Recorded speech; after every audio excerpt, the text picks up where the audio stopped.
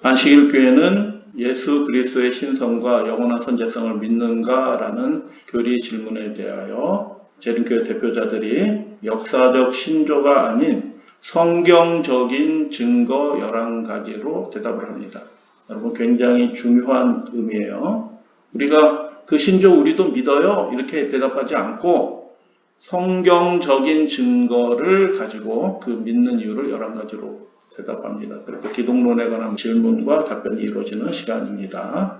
미국 교계의 대표적인 지도자 두 사람이, 한 사람은 세계적인 이단 비평가였고 한 사람은 가장 유명한 교계 지도자였던 두 사람이 3년간 재림교회 모든 공식적인 자료를 살펴보고 1955년 재림교회를 찾아와서 대화를 하면서 48개의 공식적인 교리에 대한 질문을 하게 되었습니다. 그리고 그 결과로 57년 Questions on Doctrine이라는 책이, 그 답변에 관한 책이 나왔고, 그 전에 이터니티지의 재림교회는 건전한 그리스도인 지체다라는 발표를 하면서 미국 교계에서 제7일 안식일 예수재림교회가 진실한 하나님의 자녀요 그리스도의 지체라고 공식적으로 인정을 받는 일들이 있게 됩니다. 그래서 오늘은 네 번째 질문을 살펴볼 터이고요. 네 번째 질문은 이렇게 되어 있습니다. 제7일 안식일 예수재림교회는 영원하신 말씀이신 그리스도의 실제 신성과 영원한 선제성을 부인한다는 비난을 자주 받아왔습니다. 그 주장이 사실인가요? 삼위일체를 믿으시나요? 여러분의 신조에 대한 성경적인 근거를 제시해 주십시오 라고 물어본 것입니다. 그래서 제7일 안식일 예수재림교회가 예수님을 그 전에 상당 기간 동안에 하나님과 다른 존재로 가리켰어요. 어떤 분들은 피조물인 것처럼 그렇게 가르치셨어요. 그렇기 때문에 그런 인쇄물들이 여전히 그 당시에 남아 있었기 때문에 제7일 안식일 예수재림교회는 여호와 증인처럼 예수님을 하나님으로 여기지 않는 집단, 그렇게 인상이 들었죠. 그렇기 때문에 삼위일체 믿으시나요? 라고 질문한 그것에 대하여 이제 답변을 하게 되는 것입니다. 그 답변을 하는 가운데서 들어있는 표현이에요. 저는 읽으면서 이 답변의 표현이 너무너무 함축적이고 중요하다라는 생각을 하게 되었습니다. 제7일 안식일 예수재림교회는 삼위일체에 대한 믿음을 역사적인 신조보다는 성경 말씀 위에 근거 짓습니다 라고 답변을 해요. 이게 2002년 조지나 주석판에도 이것에 대한 설명은 나와 있지 않지만 이 짧은 문장 안에 기독교 2000년의 역사, 특별히 삼위일체에 관한 역사들에 관한 모든 것들이 이 한 문장 안에 딱 담겨 있다라는 그런 생각을 하게 되었어요. 역사적 신조, 예수 그리스도께서 하나님이시다라는 것을 공식적으로 선포한 신조들이 있어요. 니케아 신조 뭐 이런 것들이 있거든요. 그래서 니케아 신조, 우리도 니케아 신조 믿어요 라고 답변하지 않았어요.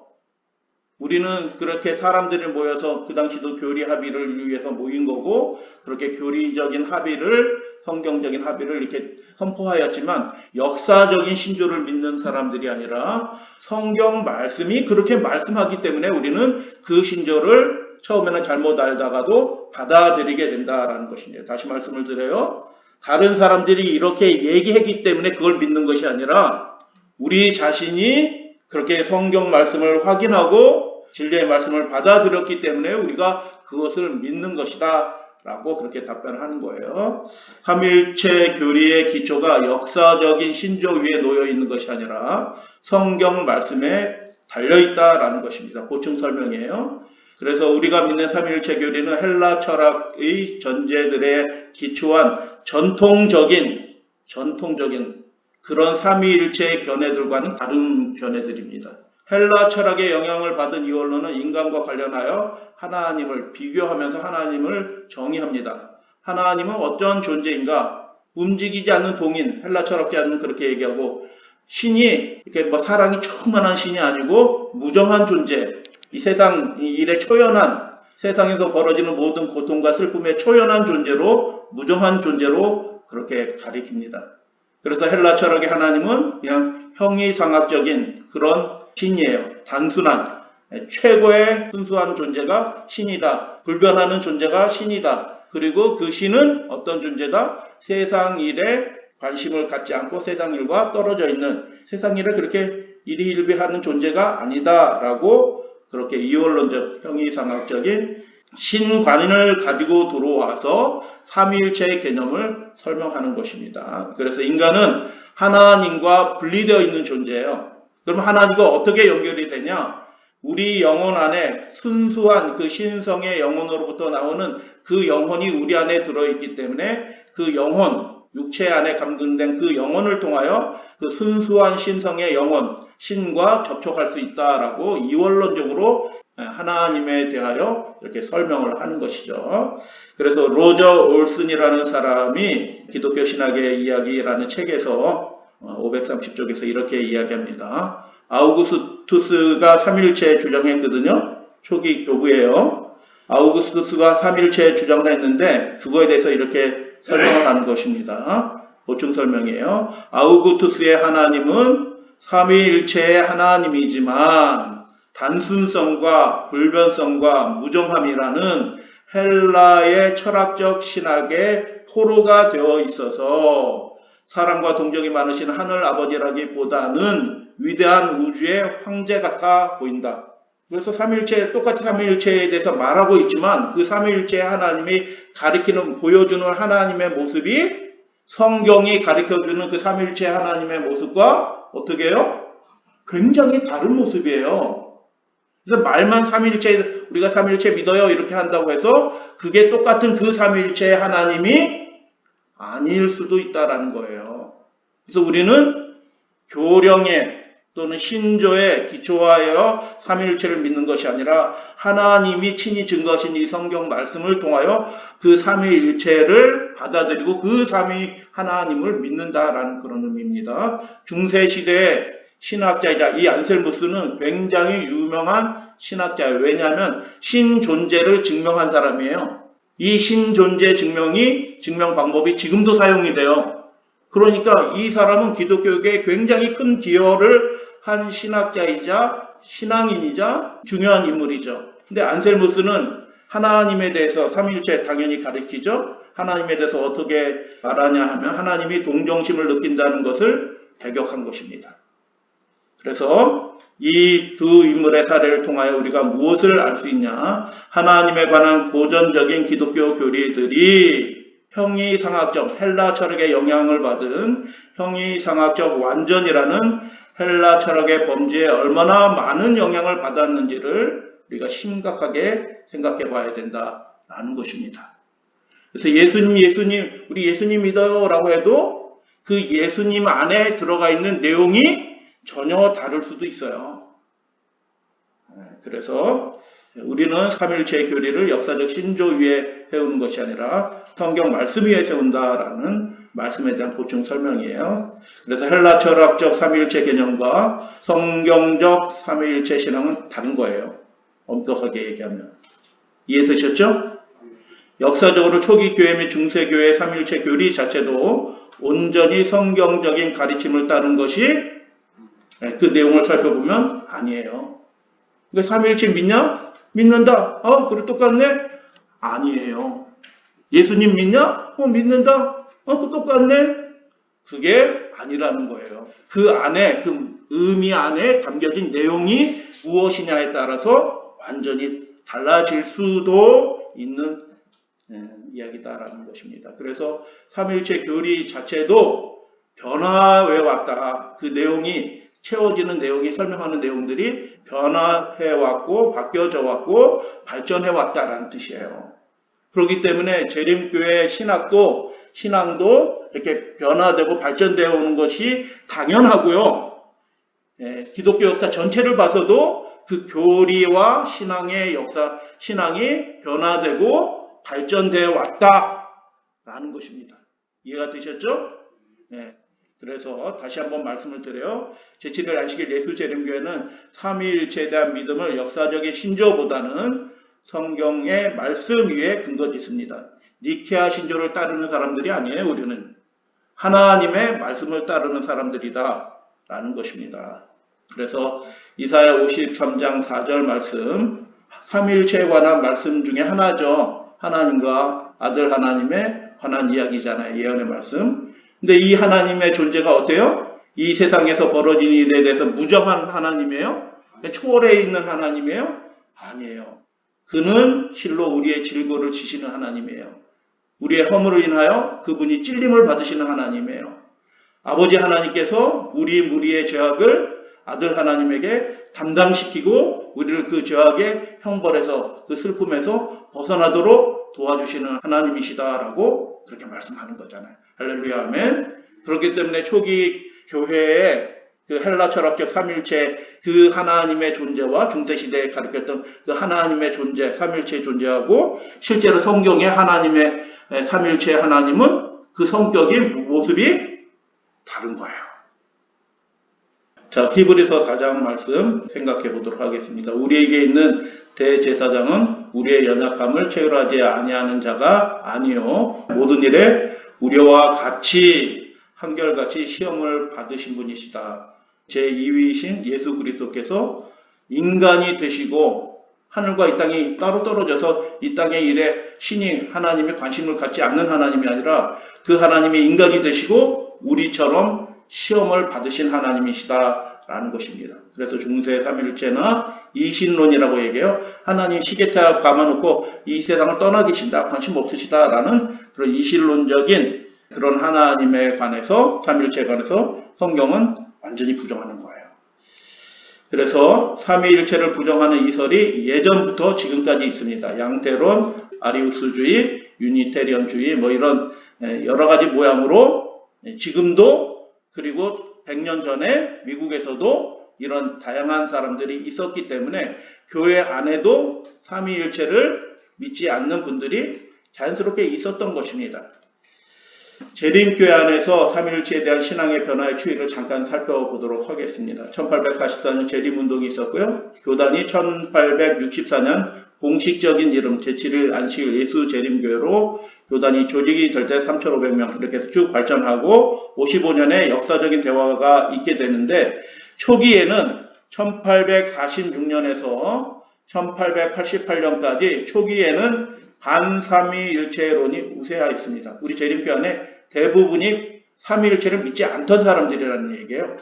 그러니까 그분들이 뭐 이렇게 글을 남기고 인쇄를 하면은 그 글 안에 제7일 안식일 예수 재림교회는 삼위일체를 안 믿는 사람으로 기록이 남아있는 거예요. 1888년이 왜 계기가 되냐면 그때 믿음으로 말미암는 의의 그 말씀이 교회 안에 확 부흥이 일어나면서 예수님으로 인해서 의롭게 되는구나. 그러면 예수님은 어떤 분인가에 대해서 집중하게 되는 거예요. 여러분 우리 교리는 단순히 그냥 교리 공부에서 발전한 것이 아니라 역사적으로 신앙 부흥과 함께 교리들이 더 분명하게 밝은 빛으로 발전해 왔다라는 것을 여러분 기억하셔야 돼요. 그냥 모여서 우리 교리 연구에서 합의하자 이렇게 해서 이루어진 것이 아니다라는 거예요. 그래서 초기에는 반삼위일체론적이었지만 1888년 믿음으로 말미암은 의에 관한 기별이 우리를 부흥시킴으로 인해서 예수님에 대하여 집중하게 되고 그러면 예수님의 신성에 대해서 집중하면서 그분으로 우리가 의롭게 되고 그분 때문에 우리가 죄사함을 받고 그분 때문에 우리가 구원을 받는데 그분이 피조물이라? 이상하다? 이렇게 된 겁니다. 이해가 되시죠? 그래서 그 다음에 1898년서부터 1915년 화이분이 서거하기까지는 거의 삼위일체로 그 변화가 일어납니다. 그리고 1915년에서 1946년에는 삼위일체를 믿지 않는 사람은 이제 거의 실제로 교단 안에서 사라지게 되는 것입니다. 그리고 1946년 이후 그리고 개신교회 지도자와 제7일 안식일 예수 재림교회 지도자가 만나는 1955년 즈음에는 우리 교회 안에 삼위일체 교리가 확정이 되고 교리화된 시기 이후에 이렇게 탁 만나게 되는 거예요. 그래서 1988년에 믿음으로 말미암는 의에 관한 기별들이 부흥으로 우리를 새롭게 하였고 1946년에 그러면 무슨 일이 있었나 잠깐 보여드리고요. 그 다음에 한 10년여간의 역사적인 대화가 있게 된 것입니다. 1946년에 무슨 일이 벌어졌냐? 1930년에 아프리카 지회가 요청을 했습니다. 우리가 정부 관리들도 만나고 다른 사람들에게 제치를 안식일 예수제림교회 사업을 설명하는데 당신들은 무엇을 믿느냐라는 것을 분명하게 짧게 딱 요약해 된 것이 있으면 다른 사람들에게 소개하기 좋겠다라고 제안을 하니까 대총회에서 어떻게 해요? 재림교회 신앙 진술을 준비하기 위한 분과위원회를 만듭니다. 그리고 1931년 대총회에 그것들을 다 연구한 다음에 그 위원회에서 신조를 만들긴 만들었어요. 이렇게 기본 신조를 만들었는데 27개 신조가 아니었어요. 15개로, 제 기억에는 15개로 기억하는데 제7일 안식일 예수제림교회 신조를 만들려 한다는 생각을 하지 못하도록, 왜냐하면 이 종교개혁자들이 무엇의 피해자예요? 로마 가톨릭의 그 신조, 교령화된 그 신조의 피해자들이에요. 그래서 교회가 그 신조들을 만들고 그것과 다른 사람들은 다 이단시에서 핍박하고 죽이고 하는 일들이 1260년 동안 있게 된 거잖아요. 그러니까 그런 일들을 똑같이 개혁자들인 우리가 반복할 수도 있으니 그것을 아예 시도를 하지 않았는데, 그래서 만들기는 만들었는데 공식 승인하는 안건으로 제출하지는 않았어요. 기본 신조를 만들긴 만든 거예요. 우리는 이것을 믿습니다 라고 하는 것을 만들고 그것들이 이제 알려지고 통용되고 가르쳐지면서 15년이 지난 후 그 진술서가 일반적으로 인정을 받게 되고요. 1946년 15년 후 대총회에서 그것을 공식화하게 되는 것입니다. 그래서 1946년 이후로는 제7일 안식일 예수제림교회 안에 삼위일체를 믿지 않는 분들은 실질적으로 없어지게 된 것이죠. 다시 한번 질문으로 돌아갑니다. 제7일 안식일 예수제림교회는 영원한 말씀이신 그리스도의 실제 신성과 영원한 선제성을 부인한다는 비난을 자주 받아왔습니다. 맞아요. 그 주장이 사실인가요? 그렇게 주장하였던 사람들이 상당 기간 있었다고요. 몇 년도까지? 1946년 그 해까지, 대총회가 있기까지 그렇게 진행이 되어 온 거예요. 여러분은 삼위일체를 믿으시나요? 확실하게 성경적으로 믿게 된 것입니다. 그래서 두 가지로 답변을 하게 되는데요. 첫 번째 답변이 이것입니다. 그리스도의 신성과 삼위일체를 믿는 신자들이라는 제목으로 실제로 우리가 가리키는 여러 재료들을 보여줘요. 신격의 제2위이신 그리스도의 신성과 영원한 선제성에 대한 우리의 신조는 매년 발행되는 공식 영감과 본교단의 교회 요람에 수록되어 있습니다. 기본 신조에 수록되어 있습니다. 그리고 개정된 주진아에서의 2002년도 주석판에는 이렇게 밑에 주석이 달려 있어요. 개정된 1980년 기본 신조 진술문은 매년 인쇄되고 있어요. 사실은 영감과 제7일 안식일 예수제림교회 영감과 교회 요람 모두에 계속하여 전문이 게재되고 있습니다. 누구든지 다 확인하면 알 수 있습니다. 우리가 무엇을 믿는지 알 수 있어요 라고 그렇게 답변하는 거예요. 또한 침례를 받고 재림교회에 입교하는 사람들은 표준 침례 증서에 나오는 교리 신앙 요약에 서명하며 그중 제2항은 이렇게 되어 있습니다. 신격의 제2위이시자 하나님의 영원한 아들이신 예수 그리스도는 죄에서 구원하신 유일한 구주이시며 인간의 구원은 그분을 믿는 믿음을 통한 은혜로 이루어진다라고 침례 증서에 그렇게 되어 있고요. 현재 침례 증서는 이렇게 되어 있습니다. 훨씬 더 잘 요약이 되어 있어요. 삼위일체에 관한 진술 자체도 더 분명하고 더 확실하게 요약이 바뀌어져 왔다라는 것이에요. 그래서 2002년 침례 진술에서 이 점을 가장 잘 요약한 것은 제1항이다. 나는 성부, 성자, 성령 곧 공이 영원하신 세 분이 하나이신 하나님이 계심을 믿는다. 신학의 제1항인 것이고 우리가 믿는 신조의 제1항이다라는 것입니다. 현재 침례 후보자는 침례 전의 믿음을 확인하며 이 진술서에 서명합니다. 그리고 부록에도 그런 것들이 실려 있습니다. 신격에서 그리스도의 위치에 관해 우리는 그분의 신격뿐 아니라 구속의 섭리 안에서 연합하신 아버지, 아들, 성령으로 이루어진 하늘 삼위의 제2위이신 분이라고 믿습니다. 삼위일체에 대한 일련의 간결한 진술은 부록에서 기록된 것처럼 첫째, 그리스도는 영원하신 아버지와 본질상 하나이시며 능력과 권세에서 동등하고 가장 높은 의미에서 하나님이시며 영원하고 스스로 존재하며 빌리지 않고 파생되지 않는 본래의 생명을 가지고 있습니다. 또한 그리스도는 모든 영원부터 존재하셨으며 성부와 구별되지만 아버지와 연합하여 거룩함과 영광 및 모든 신성의 속성을 소유하고 있다는 점을 분명히 제시해주고 있습니다. 제7일 안식일 예수재림교회는 삼위일체에 대한 믿음을 역사적 신조보다는 성경 말씀에 근거 짓고 있습니다. 기본 신조의 제2항은 이를 명시하고 있습니다. 1946년 기본 신조예요. 신격 또는 삼위 하나님은 인격적이신 분이에요.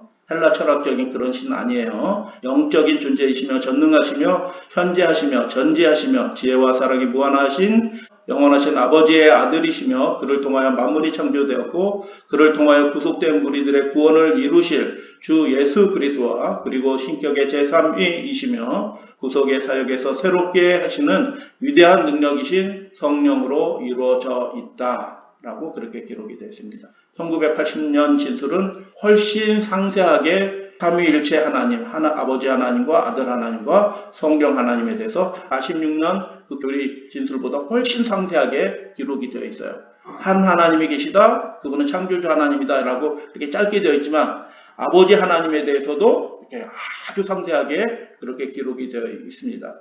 또 다른 대표적인 진술은 침례증서 교리신조의 요약에 나와 있습니다. 신격의 제1위이신 참되고 살아계신 하나님은 우리의 하늘 아버지이시며 그분은 아들 그리스도 예수로 만물을 창조하셨습니다. 성경적인 증거들이 쭉 나오고요. 신격의 제2위이시자 하나님의 영원한 아들이신 예수 그리스도만이 죄로부터 유일한 구원자이시며 인간의 구원은 그분을 믿는 믿음을 통한 은혜로 이루어집니다. 신격의 제3위인 성령은 어떤 분은 성령을 기운이라고 하나님의 기운, 능력이라고 이렇게 설명하는 분들도 있었어요. 과거에. 어떤 교단은 지금도 그렇게 가리키는 교단이 있잖아요. 신격의 제3위인 성령은 이 땅에서 그리스도의 대리자이며 죄인들을 회개하고 하나님의 모든 요구사항에 순종하도록 인도합니다. 이게 굉장히 의미가 담겨진 말씀이라는 거 여러분 이해하실 거예요. 그래서 2002년 침례 증서에는 더 자세히 설명되어 있다라고 말씀을 드려요. 파란 글씨는 예전 기본 신조에 기록된 아버지 하나님에 관한 건데 훨씬 자세히 설명되어 있고 아들 하나님은 제일 길어요. 아들 하나님에 관한 얘기는 훨씬 더 길게 설명이 되어 있습니다. 아들 하나님에 대해서 완전히 논란을 끝내는 더 자세하고 상세한 기록들이 추가되고 더 자세히 설명되어 왔다, 결정되었다라는 것입니다. 우리 교회 안에서. 그래서 최종적으로 그분이 구원하고 만물을 회복하고자 영광 중에 다시 오실 것입니다. 재림의 소망까지 이렇게 설명이 되어 있고요. 성령에 관해서도 아주 길게 설명이 되어 있어요. 그리고 앞에서는 어떻게 해요? 죄를 깨닫게 하시고 우리를 하나님께로 인도하신다라고 이렇게 되어 있지만 성령이 어떻게 해요? 성령에 대한 설명이 아주 자세하게 이루어져 있죠. 맨 마지막 부분만 보면 성령 하나님께서 어떻게 하신다고요? 우리의 삶이 성경과 조화되도록 모든 진리 가운데로 인도하신다. 이게 이 표현들이 저절로 나온 게 아니에요. 우리가 복음 전도하면서 어떻게 해요? 많은 투쟁들인데 우리도 성령 믿어요. 그런데 그 성령이 어떤 성령이에요? 신비 체험의 성령이 아니라 하나님의 진리로 인도하는 성령이다라는 것이에요. 우리로 하여금 신앙적인 것에 하나님의 말씀과 일치하고 서로 연합되고 하나로 연합되고 일치하도록 인도하시는 분이 성령 하나님이다라는 그런 강력한 증언인 것입니다. 사실 우리도 성령 믿어 이런 뜻이 아니에요. 사실은. 그래서 요약하면 제7일 안식일 예수재림교회는 영감과 교회 요람, 침례 증서 등에서 일관적으로 삼위일체를 성부 하나님과 아들 하나님과 성령 하나님을 증거해 왔다라는 것입니다. 두 번째, 그리스도의 신성에 대한 신조의 성경적인 근거 11가지를 제시합니다. 우리 주 예수 그리스도의 신성은 적어도 11개의 개별적인 증거에 의하여 확립되며 이를 종합적으로 고려하면 그분의 신성을 완전히 확립할 수 있습니다. 그러한 것들이 바로 이것들입니다. 첫 번째, 그리스도 자신이 하나님의 아들이란 칭호를 인정하셨다. 그리스도께서는 사람들 가운데 계시는 동안 자신을 하나님의 아들이라고 인정하셨습니다. 그분은 자신이 하나님의 아들이라는 다른 사람들의 증언을 확증해 주셨습니다. 그리고 다른 수많은 진술들이 그분 자신이 하나님의 아들이라고 선언하셨다는 사실을 증명합니다. 그리스도께서는 조금도 주저함이 없이 그리고 최대한의 거침없음과 솔직함으로 하나님의 아들이라는 신성의 칭호를 사용하셨습니다. 이 칭호는 그분과 아버지와의 독특한 관계를 삼위일체죠. 가장 분명한 방식으로 구현하는 유일한 칭호를 예수님 자신이 사용했습니다. 일련의 특정한 이름, 하나님께만 사용되는 그런 특정한 이름과 직함이 예수 그리스도께 적용이 되었습니다. 중간에 하나님에게만 배타적으로 한정된 것들이 신약 성경에 사용이 되는데 하나님께만 불려지는 이름이 예수님께 그렇게 불려졌다라는 것입니다. 요한복음 1장 1절에서 예수님을 하나님이라고 직접 부르잖아요. 하나님이 우리와 함께 계시다라고 성육신하신 그리스도에 대해서 그렇게 말씀하잖아요. 중간에 생략을 하겠습니다. 그분은 말씀이시오, 만왕의 왕이시오, 만주의 주이시다라고 신약 성경에서 그렇게 선포하는 것입니다. 오직 하나님께만 속하는 속성들이 그리스도께 돌려집니다. 예수님이 피조물이 아니에요. 천사는 여기도 있고 저기도 있고 그렇게 할 수 없어요. 그죠? 근데 예수님은 여기도 있고 저기도 계시고 현재하고 전능하시고 전지하신 불변의 하나님으로 그렇게 설명이 됩니다. 오직 하나님만 소유하고 있는 그리고 행사하는 직함과 대권이 그 패권이 그리스도에게 돌려집니다. 여기에는 우주의 창조, 우주의 보존, 죄를 사하는 권세와 능력, 모든 사람을 심판하는 권세와 능력, 죽은 자를 살리는 권세와 능력, 할렐루야 아멘, 우리의 몸을 변형시키는 능력, 영생을 부여하는 능력 등이 포함되어 있습니다. 하나님만이 하실 수 있는 그 대권의 그 능력이 예수님에게 있다라는 것이 증거되는 것입니다. 그래서 우리는 예수님을 믿어야 돼요. 신약 성경에서 내가 있느니라, 야훼라는 말이죠. I am, 스스로 있는 자라는 말을 예수님께서 이렇게 말씀하셔요. 유대인들에게 예수님이 아브라함이 나기 전부터 내가 있느니라 라고 말씀하시면서 신성을 주장하셨고, 그분의 말씀을 듣던 청중은 그 의미를 알아차렸고, 그들은 유대인들의 그 위협적인 신성 모독에 대한 형벌을 가하려고 돌을 들어 예수님을 치려하였습니다. 예수님은 분명히 오랫동안 신성의 상징으로 인식되어 온 나는 스스로 있는 자, 스스로 존재하는 신적 속성에 관한 구약 성경에서의 하나님의 말씀을 자신에게 적용하였습니다. 여섯 번째, 구약 성경의 여호와를 신약 성경에서 예수님과 동일시하는 많은 성경절이 있다. 시편 102편의 그 여호와 하나님을 히브리서 1장 10절 12절에서 예수님께 적용합니다. 시편 45편의 그 신성한 이름, 그 이름이 히브리서 1장 8절 9절에서 하나님의 아들에게 적용이 됩니다. 그래서 구약 성경에서 여호와께 적용되었던 그 여호와라는 이름 자체가 예수님에게 돌려지는 것을 보게 됩니다. 그리고 7번, 신약 성경에서 아들의 이름이 아버지와 결합이 되는 것입니다.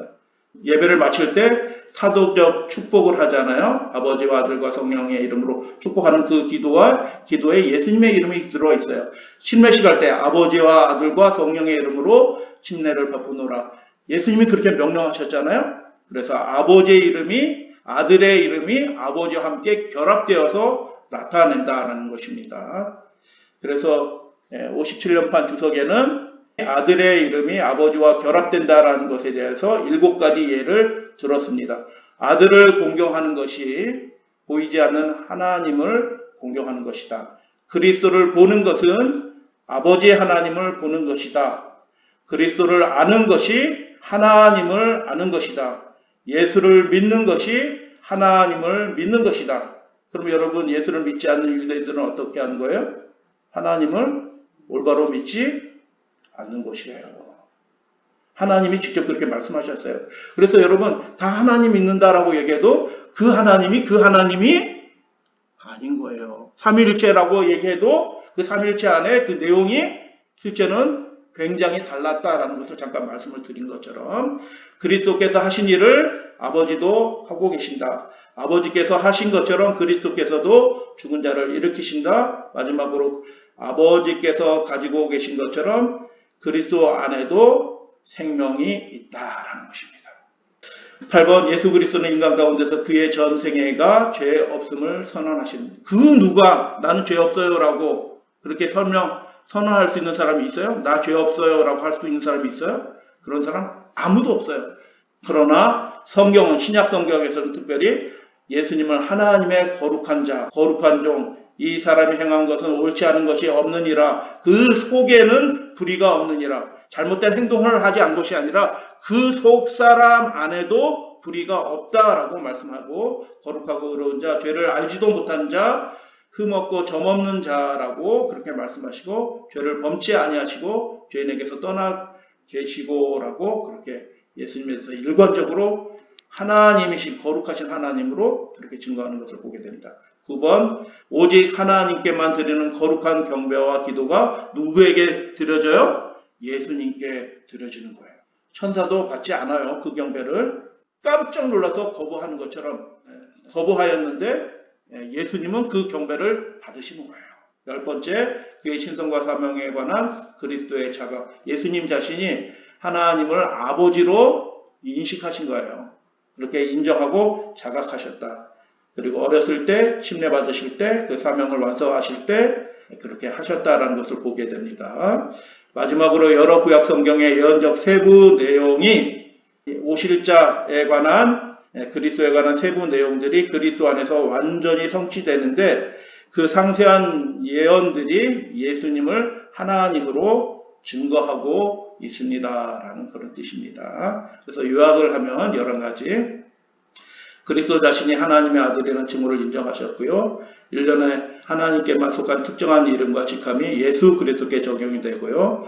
하나님께만 속하는 속성들이 전지, 전능, 현재 이런 것들이 예수 그리스도께 돌려지고요. 오직 하나님만이 소유하고 행사하는 직함과 대권이 죄를 용서하시고 죽음을 해하시는 그 대권이 그리스도에게 돌려지고요. 신약 성경에서 나는 있느니라 야훼라는 그 이름이 예수께서 친히 말씀하시고요. 구약 성경의 여호와를 신약 성경에서 예수님과 동일시하고요. 신약 성경에서 아들의 이름이 아버지의 이름과 하나로 결합돼서 나타나고요. 예수 그리스도는 인간 가운데서 그의 전생에서 죄가 없음을 스스로 선언하심으로 그분이 거룩한 하나님이심을 드러내셨고요. 오직 하나님께만 드려지는 거룩한 경배가, 기도가 예수님께 드려지고요. 10번째, 그분의 신성과 사명에 관한 그리스도의 자각, 예수님이 스스로 자각하시는 그 내용이 기록이 되어 있고요. 마지막으로 구약 성경의 예언적 상세한 내용들이 예수 그리스도 안에서 성취되므로 그분이 실로 하나님이셨다라는 것이 증거됩니다.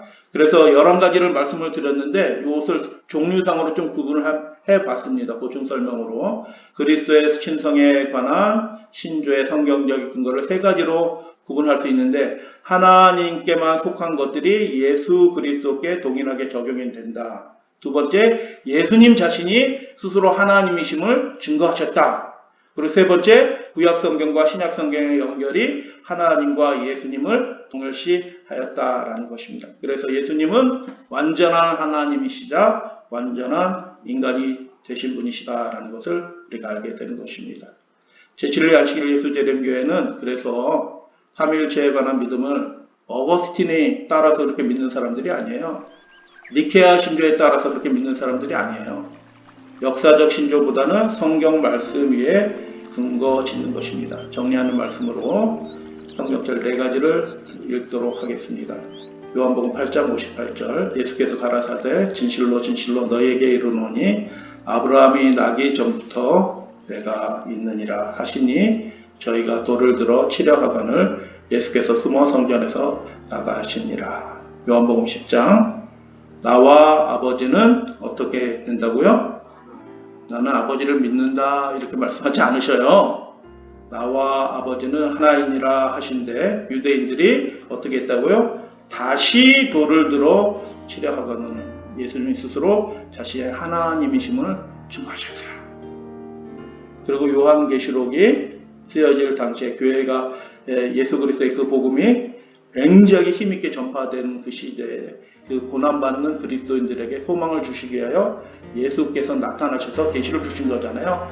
예수 그리스도의 계시라라고 하신 그 요한계시록 전체에서 예수님을 설명하는 방식이 굉장히 독특합니다.